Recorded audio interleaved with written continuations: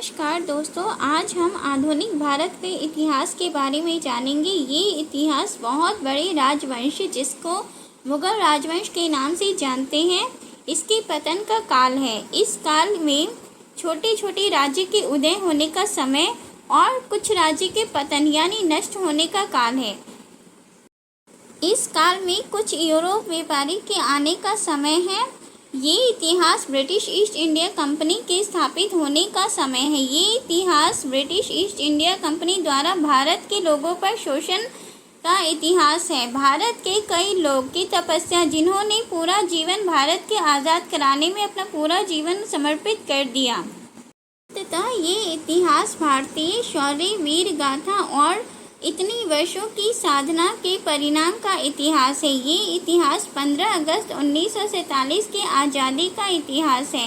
भारत के लोगों ने आज़ादी की सांस ली और भारतीय लोगों ने अपने खुद का विकास करना शुरू किया।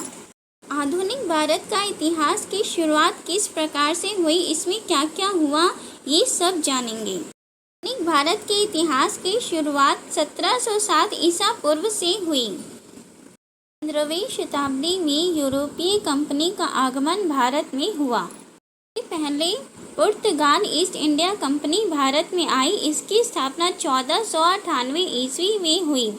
उसके बाद British east India company Bharat में, इसकी स्थापना 31 दिसंबर 1600 में हुआ। उसके बाद Dutch east India company Bharat में, इसकी स्थापना 1602 ईस्वी में हुई। उसके बाद Denmark east India company Bharat में आई। इसकी स्थापना 1616 ईस्वी में हुई। उसके बाद French east India company Bharat में आई। इसकी स्थापना 1664 ईस्वी में हुई। Swedish east India company Bharat में, इसकी स्थापना 1731 ईस्वी में हुई।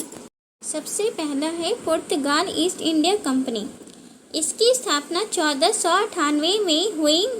17 मई 1498 की पुर्तगाल नाविक यानी कि नाव के द्वारा वास्को डी गामा केरल के कालीकट बंदरगाह पर पहुंचा।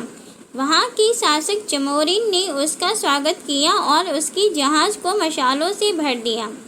इन मसाले के अतिरिक्त वास्को डी गामा कुछ और मसाले खरीदे थे, जिसे वे यूरोप में बेचकर 60 गुना मुनाफा कमाया करता था। भारत में सर्वप्रथम आने वाले यूरोपियों में पुर्तगाल, जिन्होंने मसाला व्यापार को ध्यान में रखते हुए भारत में प्रवेश किया और विभिन्न स्थानों पर फैक्ट्री, कारखाने, बस्ती, व्यापारिक केंद्र की स्थापना की। यह कारखाना उत्पादन के केंद्र नहीं थे बल्कि भंडार गृह थे। यहाँ पर वस्तुओं का संग्रह कर उन्हें यूरोप भेजा जाता था। 1502 ईस्वी में वास्को डी गामा पुनः भारत आए। 1503 ईस्वी में पुर्तगालियों की पहली फैक्ट्री कोची में स्थापित हुई। 1505 ईस्वी में दूसरी फैक्ट्री कुन्नूर में स्थापना हुई। 1505 ईस्वी में पुर्तगाल ने फ्रांसीसी डी अल्मोड़ा को सर्वप्रथम गवर्नर नियुक्त किया, जिसका मुख्य उद्देश्य पुर्तगालियों के दक्षिण पूर्वी एशिया का व्यापार को सुरक्षित करना था। इसलिए उसने शांत जल नीति ब्लू वाटर पॉलिसी को अपनाया। वस्तुतः पुर्तगाली सरकार की ओर से ये कहा गया कि पुर्तगाल व्यापारी ऐसे दुर्गों का निर्माण करे जिसका उद्देश्य सिर्फ सुरक्षा न होकर हिंद महासागर के व्यापार पर नियंत्रण स्थापित करना भी हो। उसी को नीला पानी नीति कहा गया। किंतु यह वास्तविक रूप से गवर्नर के पद को नहीं संभाल सका और इसके स्थान पर 1509 ईस्वी में अल्बुकर्क को पुर्तगाली गवर्नर नियुक्त किया गया। अल्फांसो डी अल्बुकर्क भारत में 1509 ईस्वी से लेकर के 1515 ईस्वी तक भारत में गवर्नर रहे। भारत में पुर्तगाली शक्ति की वास्तविक नींव डालने वाला अल्फांसो डी अल्बुकर्क को ही कहा जाता था। इसने 1510 ईस्वी में गोवा के समृद्ध बंदरगाह पर अधिकार कर लिया, जो उस समय बीजापुर के सुल्तान यूसुफ आदिल शाही के अधीन था।